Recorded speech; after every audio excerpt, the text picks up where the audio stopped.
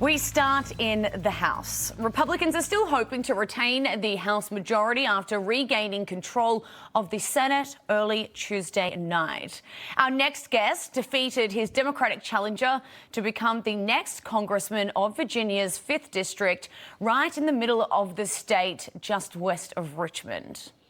For more on this, let's welcome in Virginia Congressman-elect John McGuire. First, congratulations on your race. Before Gloria Witt, you defeated sitting Congressman Bob Good in the primaries. We know that orientation starts tomorrow. What is the top priority for you when you take your seat? Well, good morning, Sarah and John. It's been a great week for America. I heard what earlier on your show, President Trump talked about the golden age of America. It's more than America again.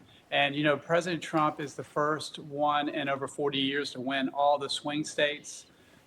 In Virginia, he improved in every state, but in Virginia, 58% of his improvement in Virginia came in this district. I'm representing the 5th Congressional District, and that's because of a lot of people locked arms, a lot of prayers, and a lot of teamwork.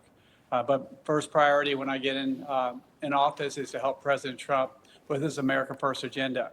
You know, the common man, the common woman feel forgotten. We feel like our government doesn't care about us. And you look no further than North Carolina with Hurricane Helene. You probably remember FEMA said we ran out of money and we might give you $750. But at the same time, they gave $157 million to Lebanon.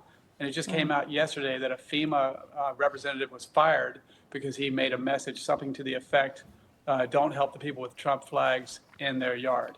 You know, all Americans matter, all Americans count. But my first priority is to help President Trump put his executive orders back in place, such as remain in Mexico. We've got to secure that border, keep the American people safe.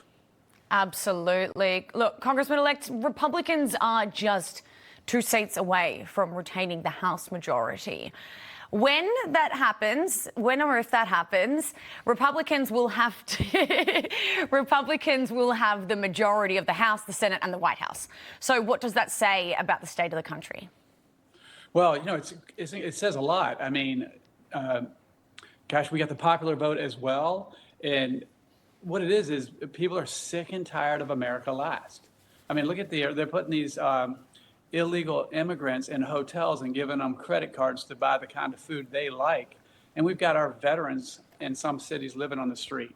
So people are sick and tired of boys and girls, sports boys and girls, bathrooms, and all these nonsensical DEI, diversity, equity, inclusion, might as well be Marxism.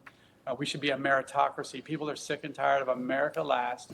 And the best advertisement to get Trump back in the White House, to get a majority in the U.S. Senate, to get a majority in Congress, is the last 3.5 years. I think the American people have spoken, and I am so excited to be part of history, to be part of this team to make America great again. Well, Democrats are in full panic mode, trying to figure out why they lost this race. On Wednesday, Senator Bernie Sanders said it should come as no great surprise that a Democratic Party, which has abandoned working class people, would find that the working class has abandoned them. Former Speaker of the House Nancy Pelosi came out against Bernie Sanders, saying she cannot respect him for saying those words. Are Democrats just out of touch and breaking apart? Well, they're definitely out of touch, and I would say the truth hurts. And you know, their entire campaign was talking about celebrities like Beyonce, instead of the man or woman who's having trouble. Imagine an older couple that's retired, they've done everything right, and they're on a fixed income. But you think about increased fuel prices, food prices, and everything else, some of those folks are forced to come out of retirement.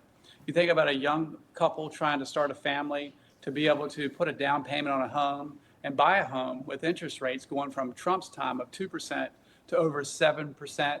You think about interest rates during Trump's time around inflation around 2%, as high as 10%.